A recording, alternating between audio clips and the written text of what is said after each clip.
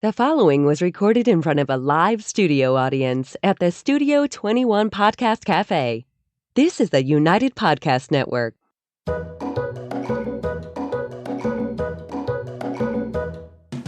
Welcome to the Quirky Dog Podcast, inspired by some of the quirkiest dogs you can ever imagine and the owners who love them. This podcast is brought to you by the quirky couple themselves, Scott and Jess Williams. Their aim is to educate and entertain. Here's Scott and Jess.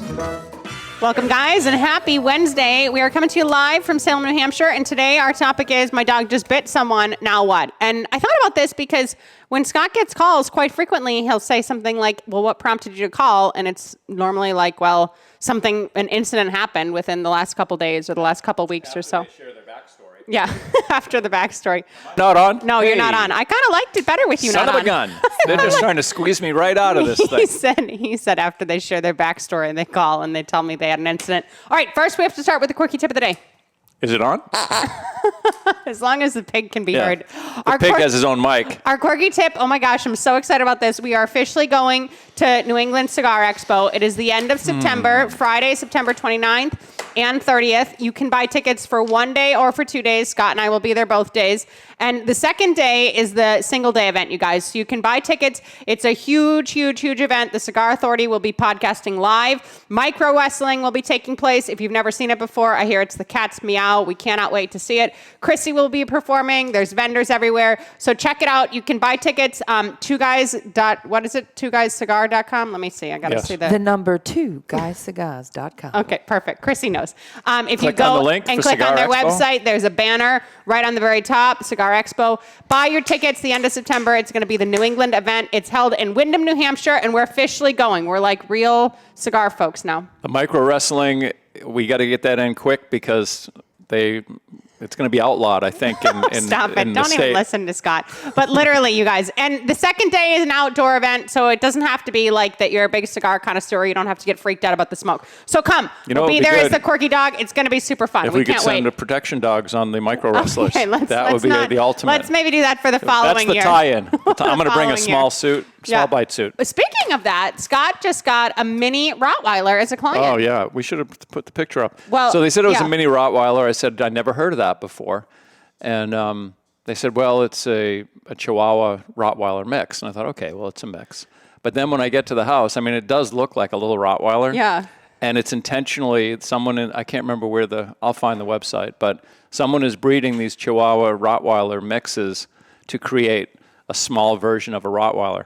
And it looks like the markings, it looks like a Rottweiler. Yeah, it doesn't look like a mix. It looks like a little Rottweiler. Scott said they could get up to, 60 pounds or so. And I suppose if you're mixing the proper temperaments, it might work. I don't know. I might contact the breeder and you just see need where like things 6 stand. of them for protection. Well, I know, but I house. thought they'd be good for the micro wrestling with the protection. All right, so speaking of biting and biting dogs and all this stuff, I wanted to talk about this because have you had personal dogs bite someone? I guess we could have cleared this before the podcast. Oh, you had the pool guy. Loco, yeah, he bit the pool guy. Yeah.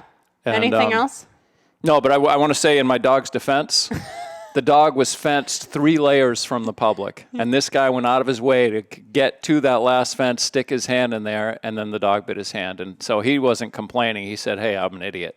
Yeah. I said, yeah, but you I are. think, is that the only time you've had your dog? Yeah. And I was thinking about back with me. I've owned dogs, honestly, for 30 plus years now. I cannot think of an instance. Kayla, the border collie that you knew. One of my favorites. One time we were at Kate, my best friend from college's aunt's house, and there was her goddaughter at the time was 3 or 4, and Kayla kind of did a hurting behavior. It wasn't like a full bite. Nothing was on the kid or anything. And if you guys are watching, it was a problem. And I put her right up afterward. But the kid kind of was startled and made a thing. And I realized that it was a hurting thing. But I think that's the closest I've ever had to my dog. Actually bite a kid? I think she just kind of went up and did whatever. It wasn't. Nothing. There wasn't. Well, still, It's a kid's fault. To me, that was at least an instance that I can remember. But as far as that goes, like we have a lot of aggressive pet dogs. We have our own personal dogs. We don't have a lot of experience with this personally as far as, these instances happening and what happens afterward. But we wanted to give you guys some tidbits and some tips out there because a lot of people do have this issue happen. And sometimes out of the blue, people are very surprised. Nothing has happened before. And what do you do when this situation happens? First thing I would do is blame the person that got bit. Well, that is Yell what at them. happens often, you guys. And that's kind of why we want to flesh this out a little sarcastic. bit. He's being very sarcastic. Once he's like halfway into a cigar before we even start filming, we're screwed. But literally, that is often kind of what happens. People are either saying like, oh, it wasn't the dog's fault. They're making excuses for, the dog. They're blaming the other person. They're kind of like sloughing it off like, oh, it wasn't a big issue. They're not taking it as seriously as they should. And then maybe when it gets to like 3 or 4 bites, then they're finally like picking up the phone and calling someone. I will say there are some people that there's one instance and they call you and they're like, oh my gosh, should I put my dog down? Like what should happen? They're very, very concerned about it. But we're going to give you like kind of a plan of action here if this happens. So my rule of thumb would be if you have an instance, whether it be the pool guy like Scott did 3 fence layers in, or, an aggression incident out of the blue, whether it be someone that got bit, a stranger that got bit, anything else, the first thing you should do is, obviously you're going to talk to your inner circle and inform your spouse and stuff, but call a trainer who specializes in aggression. Let's back up. There's steps way before that. Okay, well, what steps are before that? Your dog just bit somebody. You don't leave the scene. Oh, well, you don't rush out of there. If it's a stranger, you exchange, you find if it's... It's like a car accident. You're obviously giving them your information. If the dog has broken the skin, there needs to be an exchange of information because they need to make sure that they get your dog's rabies certificate because they could have a big problem if they go to the doctor, they got bit, they don't know what the dog was, where the dog is. They might have to do all these rabies shots, do all kinds of crap that they shouldn't have to go through. Yeah, all right. So the responsible thing is the dog bites some, breaks a skin, even if it's small. There should be an exchange of information. Completely. And quite often, the people don't even go to the doctor. Yeah, they don't have to. 9 times out of 10, they don't even go to the doctor, and they say, oh, sorry, no big deal. Yeah. All right, so I'm thinking more so you have an incident that doesn't break the skin, maybe someone your neighbor, your friend, even a family member, sometimes this happens. So you're all freaked out. Everything is fine. Obviously, when there's strangers at play, it's a different protocol, and we're going to go through that as well. But when that happens, the first thing I would do is go to the internet and search for a trainer who specializes in aggression, who has reviews that's talked about doing aggressive training before. Scott's blowing out the pig's blowhole right now with the fuzz coming out. And you're really going to be like discussing this with the person in depth and saying like, can we do some classes? What do you think of this situation? What should I do? Please do not go and throw your dog on medication if they have, 1 bite, and that should not be your protocol moving forward. And now Scott's right. So let's talk about some more severe instances. So that situation that happened at Home Depot, like last month or whatever? Yeah, and that was pretty screwed up. It was because the trainer was there with the person that owned the dog, and the dog bit someone, and the trainer and this client, they took off out of there quick. Scurried out. And of out. course, they were all on video. There was video, surveillance cameras in the Home Depot, and they wound up finding out who they were. But that's a bigger criminal offense, if there even is a criminal offense there. Leaving the scene, that's the crime. Yeah. Accidents happen. Quite often they get resolved. Yeah. But then to try and get out of it, run away, that's not the right thing to do. Yeah, it's like driving away from a car accident. Like this isn't well, I've what done we that. do. Well, drunk. Okay. Again, half cigar I have to monitor before we start filming. If there's no one else in the other vehicle, who's going to know? Okay. So the first thing, if it's something serious and it's a stranger, even if it's something minor, even if it's a scratch for some reason that the dog jumped up and scratched, but more likely it's going to be something with the mouth and teeth and a bite, you're going to give them your information. As Scott mentioned, the rabies certificate is a huge situation. So that may be something that they're asking for. Ideally, you have a rabies cert on file, or you're calling your vet up, you're getting a copy of that one right away, and you're making sure that the lines of communication are open. That's a huge part of this, and that's a huge part of being a responsible pet owner and everything else. So, can I elaborate on that? I want you to. My first gut instinct is not to volunteer to give information to someone. And that's I think that's, in hindsight here, the wrong thing to do. Because if someone gets a nip, a small nip, and they say, oh, it's okay, and 9 times out of 10 it is, and I've heard about this from my own clients, it's a service person comes to their house, the guy, typically it's a man, he goes to pet the dog nips his hand, and then they quite often blame themselves and say, oh, it was my fault, no big deal, and that all is resolved. But at least the contractor knows where this person and the dog lives. And the reason I bring this up is because quite often a little tiny bite the next day can all of a sudden be Become an infected issue, and yeah. be a huge friggin' problem. And frequently with these issues, whether it be, dogs jumping up and getting, the outside of a garment or anything else, frequently there's not even necessarily tooth marks. It's just kind of a bruise because the clothing has saved you somewhat, especially if it's a serviceman with thicker pants and everything else. So looking at the severity of the bite is obviously important, but if there's any puncture whatsoever, they should have a way to find you and get back to you. And yes, the FedEx man knows how to get back to your house if they need you, but if it's someone that's just been shopping at the store, they should be able to contact you. All right, so we've talked about exchanging information, making sure rabies certs are up to date. I am big on calling a trainer. Do you agree with that one?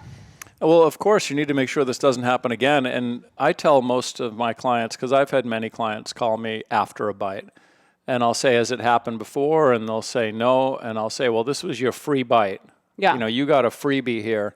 And now you need to make sure this never happens again. If they tell me, oh, this has happened 3 or 4 times, now it's getting into just irresponsible dog ownership and handling, that they're letting this happen multiple times. And I hate to say that to people, but it's true. If it happens one time and immediately they want to address it, good. You got your free bite. It wasn't serious. Let's make sure this doesn't happen again. Yeah, and this all matters because if it's your neighbor or someone visiting or something else, let's come up with that situation. So you have house guests for the weekend. The dog has been fine for months to years in your home, no issue whatsoever, and it's something with this specific guest. I would tell you right off the bat, now you're going to have different protocols while that house guest is in your home, right? You don't have a lot of visitors. You're not going to allow that to happen multiple times throughout the weekend. If something happened randomly, caught everybody off guard, that's fine. But now the dog is in another room. It's in a crate. You're not allowing this to keep building if it's a situation with a guest. Young children, I would say that this is pretty common. It pops up that, the kid did something or, the dog sometimes honestly is out to get the kid. Some dogs do not like children or anything else. Scott would tell most owners, and I hear him say this quite frequently, if there's an issue with your child and the dog in the house, that's going to be very hard to resolve. Like, especially if it's a serious bite to the face or something, that's a situation where you're probably going to want to have that dog. There's a resolution there. There is. Yes, you can euthanize, but also there can be a way that some of those dogs could go live in a house without kids or something. But he has pretty much a zero tolerance policy of, aggression with young children in the house and the dog that you're owning, and there being multiple instances or a serious instance or anything else. Like, that's more than management and training and everything else can take on. If it's a service person, this is a common one, territorial aggression, something else. You need to be more responsible with your practices about when is my dog out? Where is my electric meter? How does my dog have access? Scott was trying pretty freaking hard in California to have multiple layers of fences. Maybe there should have been signs up, do not enter, dangerous dog, whatever it would be. There needs to be a protocol now that you're putting in place on top of all your other protocols to prevent that from happening in the future. A lot of people have issues with the invisible fence because the FedEx truck can drive up and, the dogs can be running out and have access to that. Maybe you change the border of your fence line. Maybe you make a note, please leave packages at the mailbox. You're putting in another layer of protocols, so when you got your free bite, as Scott likes to call it, it's never happening again. Yeah, I agree. So, I would say a more normal scenario would be you're walking your dog down the street and someone wants to come up and pet your dog. Yeah. Someone comes out of your blind side and just comes right up and goes right down to your dog, and then there's a nip there. Yeah. And now you're in public with a dog that's biting people. Mm-hmm. So it's automatically, it's your fault. And and I say it's your fault because most people have a hard time accepting responsibility for someone coming out of the blue and jumping down into their dog's face. And I say it's still your responsibility because Jess and I have dogs out on leash all the time in public. Nobody gets contact with the dog. I am so proactive in scanning and that situational awareness of what's going on around me, behind me. And if someone's approaching, I already have in my mind how I'm going to deal with this. Yeah. Are they going to keep coming? I'm going to keep walking. If they're just going to they're coming up faster, I'm going to get the dog. I'm going to be between the dog and the person. And Scott's also very assertive on a leash. All right, let's talk about how we'll prevent the one on the street from happening in the future if it's a stranger while you're out walking after break. Up with all the latest from the Quirky Dog podcast like me and Murphy here? Then make sure you head on over to the YouTube channel and subscribe. Or if you prefer to listen to the madness, go on over to iTunes or Spotify and follow the Quirky Dog Podcast. And hey, while you're there, leave a rating and review and let them know what you think of the show. Until then, keep it quirky. Okay, so Go ahead. I love my husband so much. He's the most wonderful husband in the world. I am pretty special. So you're out in the street. This is a common one. Scott is right. If this happens once with someone, I don't care what happened. I don't care why. The first thing I would recommend you do is condition your dog to a muzzle and get the dog so you can be walking in a muzzle in the future. So no matter if you're on a very, quiet country road, the dog is just accustomed to walking this way and they can never actually make contact again. What would you say your protocol would be? Well, one thing that I see the bites happen more is with the retractable leash. Yeah. So if you have a dog that has the freedom To go out. to walk beside you, but also go 10 feet away from you in an instant, you shouldn't be using a retractable leash because you don't know how to use that leash properly to stop that dog in time. You don't have the dexterity or the practice, because I know that some trainers use the retractable and they have no problems with it. But there's a lot of technique in using a retractable leash. Yeah, they're very adept to be dealing with that. And so- Scott's right. So now we're talking about an equipment change. So you're out in public and we're talking about an equipment change. Some people like the gentle leader. It can control the dog's head more. Of course, the dog can still bite in a gentle leader, but if your dog has a good concept of loose leash walking and isn't going to injure their neck in that tool, some people like to have control of their head and their neck in that way. I'm talking about introducing a muzzle. If you are curious, in the show notes, I put our previous muzzle podcast in. We did a whole podcast called Muzzle Me, and it brought up, we like the Baskerville muzzle most, but it doesn't fit all breed types and everything. And we did a whole podcast with all kinds of different companies that create all kinds of different muzzles and ways to condition the dog and everything else. So you can check that podcast out below. But you're going to be maybe changing your leash. That's a great one. You go from a retractable leash to a leash. Those bungee leashes can be just as dangerous, right? Like depending on how much slack they have in them. Now you're talking about having a leather leash or a biothin leash, something that isn't stretching so much. So you're obviously still going to be talking to a trainer, one who specializes in aggression, one who has reviews with aggression, one that you feel comfortable working with and think that you can work through some of these issues and help with training to prevent bites from happening again. You're never going to work with a trainer that is going to tell you, oh, the dog will never bite again. That is not what happens with aggression cases. There shouldn't be guarantees with aggression cases, everything else. But you should have protocols and plans of action within how to do loose leash walking on the street, how to get your dog under control in these different situations, whether it be at Home Depot, at Petco, anywhere else. And you're going to be introducing or changing equipment. So that's a good one for on the street. What other instances pop up with biting? Let's talk about biting within the family, too. I will tell you about 2 dogs I know that never, ever bit anybody that then bit somebody. Okay, so we have a mutual friend that had a protection dog. The dog was, I think, about 11 or 12 years old at that time. 12 years, the dog never, great temperament, never bit anybody. And this gentleman had a couple over to his house to spend the weekend.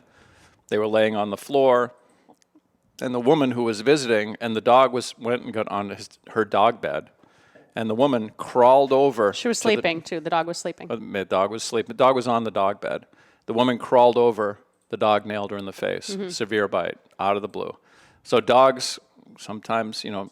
Well, especially in that things state, can as happen. they're aging, as they're sleeping, Now, everything else. You can bring in maybe that territorial component, whatever, but it was a situation where the dog had never bitten anyone before, and the woman crawled over into the dog's face and got bit. But then I can tell you this happened once with my brother and his kids, and it wasn't a big bite, but it was an incident where he was asked to house sit for a couple friends of his, clients of his that had a dog, and they said, hey, you can stay at our house. It was a great house right on the water. So him and his couple of kids and the wife, the family, they stayed in this house. And the dog was fine, but the younger son was so excited to see this dog that he ran after the dog. And when he got the dog, he gave the dog a big hug. And the dog turned and nipped him. And it wasn't a bad bite or anything, but it was the behavior. Here's the dog in his own house and some kid now chasing him around the house. So the dog got all stressed out. So situations like that where, and it happens quite often with dog walkers that have to go into someone's house to get a dog. And we've had this situation many times, or not many, but with a few dogs several times, where we get, the dog gets to know the dog walker. So now the dog walker can go in, take this dog out, go for a walk, bring him back. But these dog walking companies have several employees. So now that lady or man can't go in. They have a different person go into that house now. Now it's a stranger going into the house, and the dog is all stressed out with the territorial aggression and the nipping and all that stuff. Okay, so the first two instances that you talked about, we're talking about better management around the dogs and everything else. If you're guest sitting or house sitting another dog that isn't yours, that's kind of hard to control. Don't and bring your dog into that situation You either. might want to be conscious of, maybe not having young kids be part of the family watching your dog. What would you do for the dog walker situation, since you bring that up? What is your point about going there? How are we going to help people there? These are situations where people, a dog can nip or they lose their dog walking company. The dog walking company doesn't want to go there anymore. But there needs to be, we established some protocols with that particular dog where the lady typically didn't crate her dog. But whenever the dog walker was coming, the dog was in a crate that morning so that the dog walker had a better control of the dog to get them out, rather than the dog runs through the house into the bedroom, hides under the bed, hides in the corner, and now the person's in there trying to get him out, which is heightening the dog's fear. Or coming to the door with territorial aggression. Right, so if you have the dog walking situation, ideally maybe you're going with a smaller company where there isn't as much turnover and everything else. And then if there is going to be a newer employee, take the day off. Be there for the intro. Schedule an intro separate from when it actually has to be occurring while you're at work and you need your dog to go out to make that go more smoothly and seamlessly. And there's not any sort of guarantee that all of this is going to always go swimmingly, but putting these protocols into place in the front end is going to help you from dealing with having to face this call of, oh my gosh, my dog bit someone, having to deal with all the fallout of that, the stress, the training, everything else. Because even if it's not a big bite, people get really freaked out, guys, and rightfully so. It is a big deal for a dog to choose to actually go and open its mouth and bite someone out of aggression. We're not talking about like little play biting and stuff. It is a big leap to go from a dog who's maybe, growling or a little standoffish to actually going forward and putting its teeth into someone. Yeah, and you want to make sure, from the dog's perspective, we want the dogs to be comfortable in their own home and not feel they're in a position where they have to bite. They have no other choice but to bite. Yeah, completely. All right, I want to talk about aggression within the family because this happens, more frequently than one would think. I'm sorry, but there's, whether it be a new rescue that just doesn't like, one partner in the partnership, or it be a dog that was raised as a puppy, but it doesn't like one family member. This is a pretty common situation. It doesn't even have to involve kids, where the dog really has an issue with a specific family member. So how do you work through that? What do you deal with? And how do you move forward? So if there has not been a bite before, and there's definitely a relationship problem, I would suggest that you guys are going and doing some work, like going to do some work with a competent trainer, and especially that person who doesn't do well with the dog is involved in the training, right? It does not matter how tight and how dialed in the dog can be with the family member they already do well with. They need to be able to work with that family member they do less well with. If it's a situation where, the dog is going after the other partner in the middle of the night, we're big at crating dogs overnight, right? They're not going to be on the bed anymore. That is not a situation that they're allowed to do. They're not allowed to rehearse resource guarding the bed, resource guarding a person, keeping a dog away. If there's one incident where there's a bite, you need to address it right then. If you're going to have this same family member and this same dog still living within the same household, you need to address it right on the spot. So this does happen, I would say, at least a quarter of the time with our bite incidents, that it's something within the family, there's a trigger, something else. And you're going to have to address that right from the get-go, ideally before a bite occurs. And when you're seeing all these warning signs and you're working with a trainer that is competent and putting together a training plan to make everyone feel more comfortable. And quite often, just like with the dog walker situation, that is going to involve more management. That is going to involve some crating. That is going to involve some structured walking. That is going to involve the dog's world getting a little bit smaller so everyone can live together more harmoniously. Yeah, there's certain times of the day when it's great to have a dog that's acclimated to a crate, because you might be having company. When we have company over, 9 times out of 10, they don't see our dogs, they don't hear our dogs. They wouldn't even know we had dogs most of the time when people come to the house. And the main reason for that is that we have multiple dogs. If we had one dog, well, actually like Max, our older dog, he's always loose and he's very social, but he's also fairly aloof. He's not running over and jumping on new people. He could care less. So he's a great neutral dog to be loose all the time. But since we have multiple dogs and they're all drivey and they're all pretty intense, we just put them away when we know people are coming, and there's no problem. And if they're dog people, we're not introducing all the dogs out at once as a big pack, overwhelming the dogs and the people. If you come out at a time and it's just more of a, what were you going to say? Well, I was going to say, when you said dog people, I think working dog people, as opposed to just pet dog people. Working dog people have no interest in seeing my dogs. They have their own dogs. They really don't care. Most people aren't having working dog people over as guests. I know. So you have this situation, and that's a good point to bring up, is when someone's coming to the house, normally the triggers are right when the person's coming in, or right when the person goes to leave, or right when there's some transition from everyone's, eating cheese and crackers, and then person gets up, and then the dog's, fear reactive and nervous about that. So start controlling those situations better, where the dog is maybe out in the yard when the person is actually entering the house, when the doorbell rings, everything else.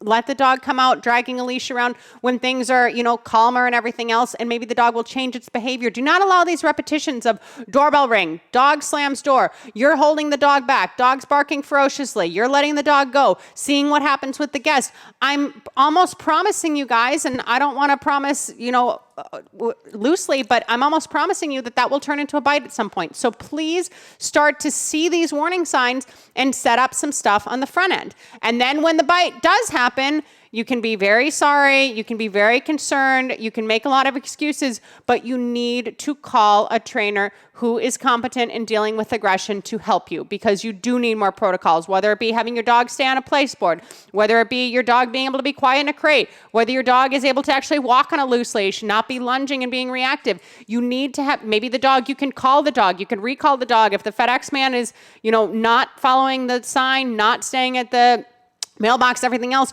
you need to be able to have a way to call the dog as the dog is running towards the FedEx person. You need to have protocols in place to prevent this from happening in the future. It is so, so, so, so important. Yeah, and you may not get a second chance. I mean, if your dog really does nail somebody, that's it. First bite was the last bite. And now, because of the way the dog was handled loosely and someone came to your house unexpectedly and now the dog nailed somebody, that's it. The dog has to be put down, and that sucks when those things happen, but it does happen. When the legal ramifications and everything else unfold, sometimes it does go that way. So since you brought that up, if someone calls, the dog's bit someone, maybe it's broken the skin, whatever else, when they say, do I have to put my dog down, what do you say to that?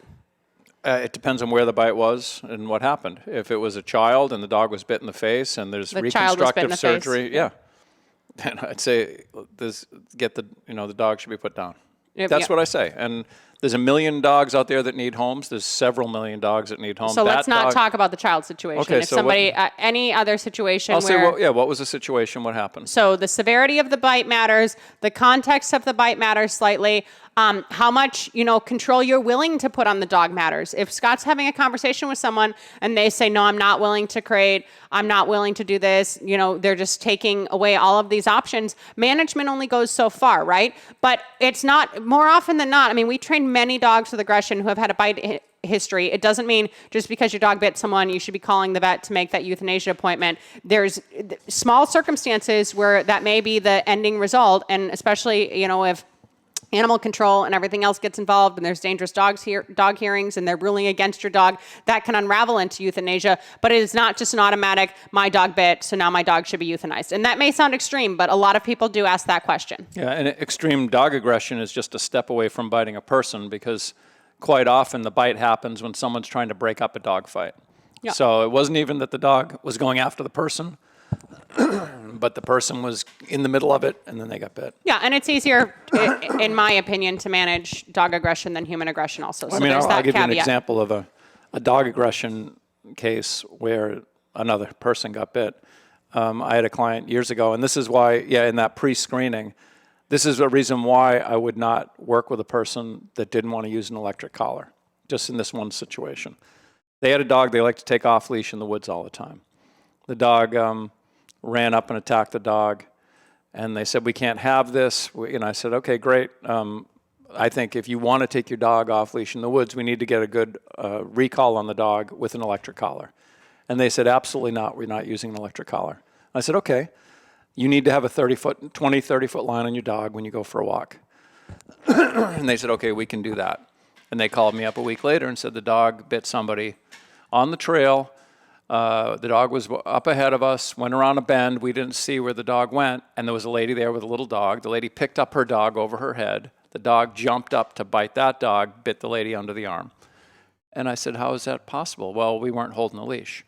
So they were so focused on making sure their dog had as much freedom as it possibly could have, that they wound up having to get rid of their dog in the end. But I mean, with dog aggression, we're talking about managing things more, having protocols in place. Obviously, that situation of hiking off leash in the woods with random dogs is not a situation. But yes, those redirect bites can turn into human aggression and get you in as much trouble. However, for the majority of this podcast, we're focusing on a dog actually targeting a human, going for a human, having nothing to do with another dog whatsoever. So be conscious of these things, because this does happen quite frequently, you guys. We did our 100th podcast episode is in the show notes as well, and we focused on dog bites a lot in that episode and actually talked about our own experience getting bit with, random client dogs and our history of working with dogs and dog bites.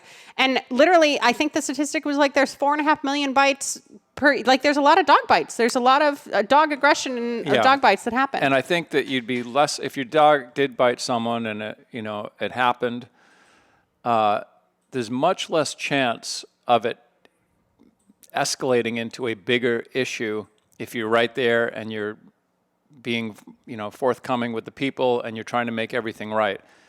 People get really upset when you just take off, or that's, you know what I mean? That they get when you don't act responsibly. Yeah.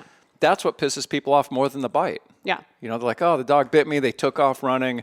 Now they're on social media, hunt this people down, and I got a picture of their car and all this crap. So do the responsible thing right in the moment, and then after that, the first thing you do is pick up the phone or Google or whatever, and you're looking for a trainer nearby that's competent in dealing with aggression. And I will say also, just to wrap it up, that even if the people are taking responsibility for getting bit, if they need medical attention, the doctor is going to report that bite to animal control. I think it's a legal responsibility they have. So now your dog is still in the system as a biter, and all that stuff, we loop into that whole process more in the 100th episode as well, and those regulations vary state by state. So just if this has happened with you, or you have a client where oh my gosh, my dog just bit someone, what do I do next? You're going to deal with the situation at hand, and then you're going to reach out to a competent trainer who's capable of dealing with aggression, okay? You guys have a great Wednesday. Thank you so much for joining us. And don't forget to keep it quirky and buy your tickets for the New England Cigar Expo. We'll see you there. Bye-bye. The views and opinions expressed by the hosts, guests, or callers of this program do not necessarily reflect the opinions of the Studio 21 Podcast Cafe, the United Podcast Network, its partners, or affiliates.